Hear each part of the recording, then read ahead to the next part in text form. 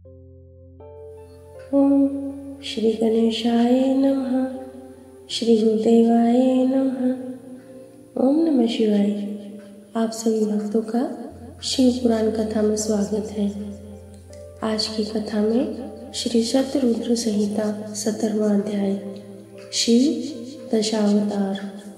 नंदीश्वर बोले, हे महामुने, अब मैं आपको त्रिलोकीनाथ भगवान शिव के दशावतारों के बारे में बताता हूँ। भगवान शिव के पहले अवतार को महाकाल कहा जाता है और यह प्रभु के भक्तों को भक्ति और मुक्ति प्रदान करता है। देवी महाकाली अपने भक्तों को सदा उनकी मनोवांछित वस्तु प्रदान करती है। तारा नामक दूसरा अवतार सेवकों को सुख तथा भक्ति मुक्ति देता है। भील नामक तीसरा भुवनेश अवतार भुवनेश नामक भील शक्ति का है। चौथा षोडश विद्येश की षोडश शक्ति का है, जो महादेव जी के परम भक्तों को सुख प्रदान करने वाला है। पांचवा भैरव की गिरिजा नामक भैरवी शक्ति है, जो उपासना करने वालों की सभी कामनाएं पूरा करती है। छठी छिन्नमस्ता नामक शक्ति भक्तों के मनोरथों को पूरा कर उन्हें शांति प्रदान करती है। भगवान शिव शंकर का सातवां अवतार धूम्रवान है, जिससे धूम्रवती शक्ति फल देने वाली हुई। आठवें अवतार रूप का नाम बगला है और बगला मुखी शक्ति महा आनंद देने वाली और भक्तों का कल्याण करने वाली है। शिव जी का नवा अवतार मातंग नाम से हुआ एवं जिससे मातंग शक्ति उत्पन्न हुई। देवादिदेव भगवान शिव के 10वें अवतार के रूप में कमल का प्रादुर्भाव हुआ, जिससे कमला नामक शक्ति उत्पन्न हुई। यह शक्ति अपने भक्तों का पालन करने वाली तथा अभीष्ट फल प्रदान करने वाली है। त्रिलोकीनाथ भगवान शिव द्वारा लिए गए ये 10 अवतार सज्जन पुरुषों एवं उनके परम भक्तों को सदा सुख प्रदान करने वाले हैं। भक्तवत्सल भगवान शिव इन अवतारों द्वारा अपनी भक्ति में लीन रहने वालों को अपनी सच्ची भक्ति और मुक्ति प्रदान करते हैं। देवादिदेव महादेव जी द्वारा धारण किए गए ये 10 अवतार तंत्र शास्त्र से संबंधित है। ये 10 अवतार अद्भुत है एवं इनकी महिमा दिव्य है। भगवान शिव की ये 10 शक्तियाँ शत्रु को मारने के कार्य में प्रयुक्त होती हैं। ये 10 दिव्य शक्तियाँ दुष्टों को दंड देती हैं और ब्रह्म तेज में वृद्धि करती हैं। 18वां अध्याय एकादश रुद्रों की उत्पत्ति। नंदीश्वर बोले, हे मुने, अभी मैंने आपको कल्याणकारी भगवान शिव के दशावतारों के बारे में बताया। अब मैं उन्हीं शिव जी के 11 अवतारों के बारे में बताता हूँ। इन्हें सुनने से असत्य के दोषों से उत्पन्न होने वाली बाधा दूर हो जाती है। पूर्व समय में एक बार देवराज इंद्र अपनी नगरी अमरावती को छोड़कर चले गए। यह देखकर उनके पिता कश्यप ऋषि को बहुत दुख पहुंचा। मुनि कश्यप भगवान शिव के परम भक्त थे। उन्होंने इंद्र को बहुत समझाया और स्वयं काशी नगरी आ गए। वहाँ उन्होंने परम पावन गंगा जी में स्नान के पश्चात विश्वेश्वर लिंग के दर्शन किए और उसी के पास एक अन्य शिवलिंग की स्थापना की। उस लिंग की स्थापना कश्यप मुनि ने देवताओं के हितों के लिए की थी। फिर वे उस शिवलिंग की नित्य विधि पूर्वक पूजा अर्चना करने लगे और तपस्या में लीन रहने लगे। इस प्रकार दिन बीतते गए। एक दिन प्रसन्न होकर भगवान शिव प्रकट हुए और बोले, हे मुनि कश्यप, आपकी आराधना से मैं प्रसन्न हूँ। मांगो क्या मांगना चाहते हो, मैं तुम्हारी इच्छा अवश्य पूरी करूँगा। तब भगवान के वचनों को सुनकर कश्यप मुनि बहुत प्रसन्न हुए और महादेव जी की स्तुति करने लगे। फिर बोले, हे भगवान, मैं अपने पुत्र के दुख से बहुत दुखी हूँ। आप मेरे पुत्र का दुख दूर कीजिए। आप मेरे घर में मेरे पुत्र के रूप में उत्पन्न होकर मुझे सुख प्रदान कीजिए। कश्यप मुनि के वर को सुनकर शिव जी ने तथास्तु कहा और वहाँ से अंतर्ध्यान हो गए। तब कश्यप मुनि भी प्रसन्नतापूर्वक अपने घर वापस आ गए। उन्होंने सब देवताओं को अपने वरदान के बारे में बताया, जिसे जानकर सब देवता बहुत प्रसन्न हुए। भगवान शिव द्वारा दिए गए वरदान के फलस्वरूप कश्यप मुनि के यहाँ उनके पुत्र के रूप में जन्मे। कश्यप मुनि ने प्यार से उनका नाम सुरभि रखा। सुरभि के जन्म पर बड़ा उत्सव हुआ। सभी देवताओं ने प्रसन्न होकर फूल बरसाए। अप्सराएं नृत्य करने लगी तथा चारों दिशाओं में मंगल ध्वनि गूंजने लगी। देवताओं ने कश्यप मुनि को बहुत बहुत बधाई दी। तत्पश्चात सुरभि के बड़े होने पर उनसे कपाली, पिंगल, भीम, विरूपाक्ष, विलोहित, शास्ता, अजपाद, आपिर्बुद्ध, शंभु, चंड तथा भव नामक 11 रुद्रों ने जन्म लिया। इन 11 रुद्रों ने देवताओं की रक्षा करने तथा उनका हित करने हेतु अनेकों असुरों का वध किया। फिर उन्होंने दैत्यों द्वारा अधिकृत किया स्वर्ग का राज्य वापिस ले लिया और उस पर फिर से देवराज इंद्र का राज्य हो गया। ये 11 रुद्र आज भी देवताओं की रक्षा करने के लिए स्वर्ग में विराजमान रहते हैं। 19वां अध्याय दुर्वासा चरित्र। नंदीश्वर बोले, हे महामुने, परम तेजस्वी तपस्वी महर्षि अत्रि, जो देवी अनुसुईया के पति थे, ब्रह्मा जी की आज्ञा से ऋक्षकुल नामक पर्वत पर, जो कि विंध्याचल के पास में स्थित था, पुत्र की कामना से घोर तपस्या की। उनकी तपस्या दिन प्रतिदिन और भीषण होती जा रही थी, जिससे तेज अग्नि की ज्वाला प्रकट हुई और उससे सब लोग जलने लगे। तब सब देवताओं ने मिलकर ब्रह्मा जी से प्रार्थना की। ब्रह्मा जी सब देवताओं को साथ लेकर भगवान श्री हरि विष्णु की शरण में गए। वहाँ उन्होंने विष्णु जी को महर्षि अत्रि की तपस्या से उत्पन्न ज्वाला के विषय में बताया। तब श्री हरि बोले कि परमेश्वर भगवान शिव ही इस समस्या को दूर कर सकते हैं, इसलिए हमें उनकी शरण में जाना चाहिए। तत्पश्चात श्री हरि ब्रह्मा जी व अन्य देवताओं को साथ लेकर भगवान शिव की शरण में गए। कैलाश पर्वत पर पहुंचकर सब ने त्रिलोकीनाथ भगवान शिव को नमस्कार किया और उनकी स्तुति करने लगे। उन्होंने महादेव जी को अत्रि मुनि की तपस्या के बारे में बताया। तत्पश्चात तीनों ब्रह्मा, विष्णु और शिव जी अत्रि मुनि को वरदान देने के लिए गए। उनके पद चिन्हों को पहचान कर अत्रि मुनि ने उन तीनों की अलग अलग स्तुति करनी आरंभ कर दी। अत्रि बोले, हे ब्रह्मा, विष्णु, शिव, आप सभी इस संसार में सबके लिए आदरणीय और पूजनीय हैं। आप सबके ईश्वर हैं और इस सृष्टि का सृजन, रक्षा और विनाश करने वाले हैं। भगवान, मैंने तो पुत्र प्राप्ति हेतु भगवान शिव का पूजन आराधन किया था, परंतु आप तीनों के एक साथ दर्शन पाकर मैं धन्य हो गया हूँ। प्रभु, मुझे मेरा इच्छित वर प्रदान कीजिए।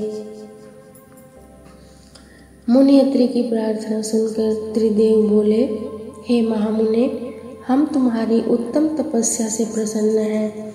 हम तीनों देवता एक समान ही हैं और हम में एक ही अंश है। हमारे वरदान से तुम्हारे 3 पुत्र होंगे जो हम तीनों के अंश होंगे। यह कहकर ब्रह्मा, विष्णु और शिव वहाँ से अंतर्ध्यान हो गए। अत्रि मुनि वरदान पाकर खुशी से झूम उठे और वापस अपने आश्रम में चले गए। वहाँ पहुंचकर उन्होंने अपनी पत्नी अनुसुईया को वरदान के विषय में बताया, जिसे सुनकर वे भी हर्षित हो उठी। समय बीतता गया। निर्धारित समय पर देवी अनुसुईया ने 3 पुत्रों को जन्म दिया, जो कि स्वयं भगवान शिव, ब्रह्मा और विष्णु का अंश थे। ब्रह्मा जी के अंश से चंद्रमा, विष्णु जी के अंश से दत्त तथा भगवान शिव के अंश से दुर्वासा जी की उत्पत्ति हुई। दुर्वासा जी ने सूर्यवंश में उत्पन्न राजा अम्बरीश, जो कि सप्तद्वीप के स्वामी थे, की परीक्षा ली। एक दिन राजा अम्बरीश ने एकादशी का व्रत रखा।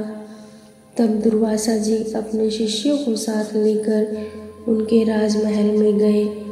उधर अम्बरीश ने सब ब्राह्मणों को भोजन कराने के उपरांत जैसे ही जल पिया, दुर्वासा ऋषि वहां पहुंचकर उन पर नाराज होने लगे। वे बोले, राजन, हमें निमंत्रण देकर बुलाने पर भी आपने हमारा इंतजार नहीं किया और हमें भोजन कराने से पहले ही जल पी लिया। अब तुम्हें अपनी करनी का फल अवश्य भुगतना होगा। यह कहकर दुर्वासा जी ने राजा अम्बरीश को शाप से भस्म करना चाहा, परंतु उसी समय उनकी रक्षा करने हेतु सुदर्शन चक्र आ गया और वह दुर्वासा मुनि को ही जलाने लगा। तभी आकाशवाणी हुई कि दुर्वासा जी, अम्बरीश भगवान शिव का अंश है। यह सुनकर सुदर्शन चक्र शांत हो गया। तब राजा अम्बरीश ने दुर्वासा जी के चरण पकड़ लिए और उन्हें उत्तम भोजन कराकर विदा किया। एक बार दुर्वासा जी ने मर्यादा पुरुषोत्तम श्री राम की परीक्षा ली। उन्होंने श्री राम से कहा कि मैं आपके और हमारे बीच होने वाली बात में कोई बीच में न आए। जब वे दोनों एकांत में बैठकर वार्तालाप कर रहे थे, लक्ष्मण वहां चले आए। तब रामचंद्र जी ने अपने प्रण के अनुसार अपने भाई लक्ष्मण का त्याग कर दिया। उनकी दृढ़ता से दुर्वासा मुनि बहुत प्रसन्न हुए और उन्हें आशीर्वाद देकर वहां से अपने स्थान को चले गए। इसी प्रकार एक बार उन्होंने श्री कृष्ण जी की भी परीक्षा ली थी। जब भगवान विष्णु ने कंस का वध करने के लिए कृष्ण अवतार लिया, उसी समय उनकी प्रसिद्धि चारों ओर फैल गई। वे ब्राह्मणों को प्रेम भाव से जिमाते थे। उनके ख्याति के कारण एक बार दुर्वासा जी कृष्ण की परीक्षा लेने पहुंच गए। उनकी सेवा से प्रसन्न होकर उन्होंने कृष्ण को वज्र के समान शरीर होने का वरदान प्रदान किया। एक बार द्रौपदी ने दुर्वासा जी को स्नान करते देखकर उन्हें वस्त्र दान किया था। तब उसके फलस्वरूप दुर्वासा जी ने उन्हें वरदान दिया था कि जब तुम पर विपत्ति आएगी तो यह वस्त्र बढ़कर तुम्हारी रक्षा करेगा। और दुर्योधन द्वारा किए गए चीरहरण के समय उसी वरदान से उनकी रक्षा की थी। इस प्रकार मुनि दुर्वासा ने अनेक वरदानों से प्राणियों की रक्षा की। 20वां अध्याय। हनुमान अवतार। नंदीश्वर बोले, हे महामुने, एक समय की बात है। भगवान शिव, जो कि महान लीलाधारी हैं, भगवान श्री हरि विष्णु का मोहिनी रूप देखकर उन पर मोहित हो गए। कामदेव के बाणों से आहत होकर रामचंद्र जी के कार्यों को सिद्ध करने हेतु उन्होंने अपना वीर्यपात कर दिया।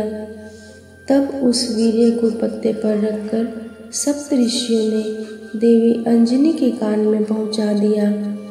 समय आने पर देवी अंजनी गर्भवती हुई और उन्होंने महाबली और पराक्रम युक्त वानर रूपी शरीर वाले हनुमान को जन्म दिया।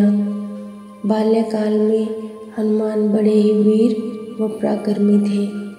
वे बहुत चंचल भी थे। बाल लीला में उन्होंने सूर्य को फल समझकर निगल लिया था और देवताओं की विनती पर उसे मुक्त किया।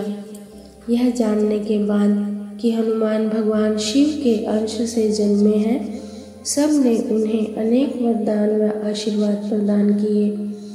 सूर्य देव की कृपा से उन्हें सारी विद्याएं प्राप्त हुई। बालपन से ही हनुमान के हृदय में श्री राम का निवास था। भक्ति भावना से उनकी आराधना और सेवा करना ही उनका ध्येय था।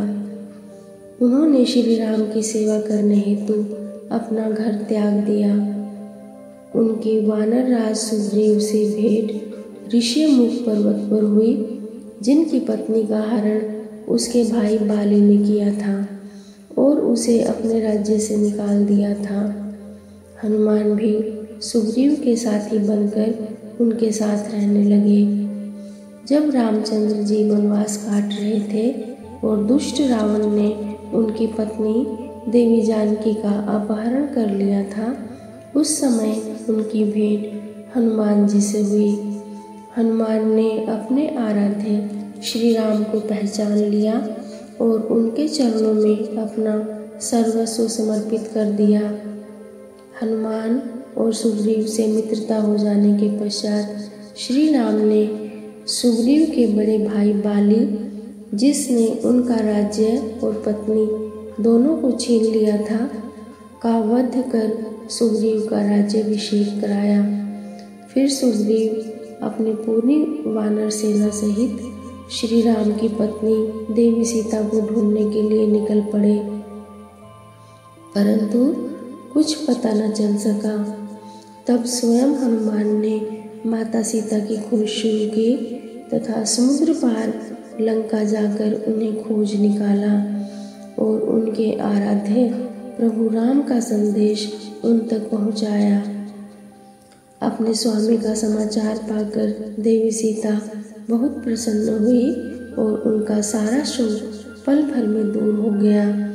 माता सीता को राम जी का संदेश देकर हनुमान ने राक्षसों को सबक सिखाना शुरू किया। उन्होंने सारी अशोक वाटिका को नष्ट कर दिया, सारे वृक्षों को उखाड़ कर फेंक दिया। जब रावण के सैनिकों ने उन्हें देख लिया तो रावण के सामने जाने हेतु उन्होंने अपने को कैद करा दिया। बंधन में बांधकर उन्हें रावण के सामने ले जाया गया। तब राक्षस राज रावण ने वानर रूपी हनुमान की पूंछ में आग लगाने का दंड दिया। जब उनकी पूंछ में आग लगा दी गई तो उन्होंने पूरी लंका उससे जला दी। फिर समुद्र में कूदकर अपनी पूंछ की आग बुझाई। फिर रामचंद्र जी को उनकी प्रिया की निशानी दी। अपनी पत्नी का समाचार पाकर श्री राम बहुत प्रसन्न हुए और उन्होंने वानरों की सेना को साथ लेकर लंका पर चढ़ाई कर दी। सर्वप्रथम उन्होंने शिवलिंग की स्थापना कर उसका पूजन किया, फिर समुद्र पार लंका की ओर प्रस्थान किया। हनुमान ने इस युद्ध में बहुत वीरता का परिचय दिया। उन्होंने हजारों असुरों को मार डाला। युद्ध में जब लक्ष्मण घायल होकर मूर्छित हो गए तब उनकी प्राण रक्षा हेतु हनुमान संजीवनी बूटी लेकर आए और उन्हें जीवन प्रदान किया।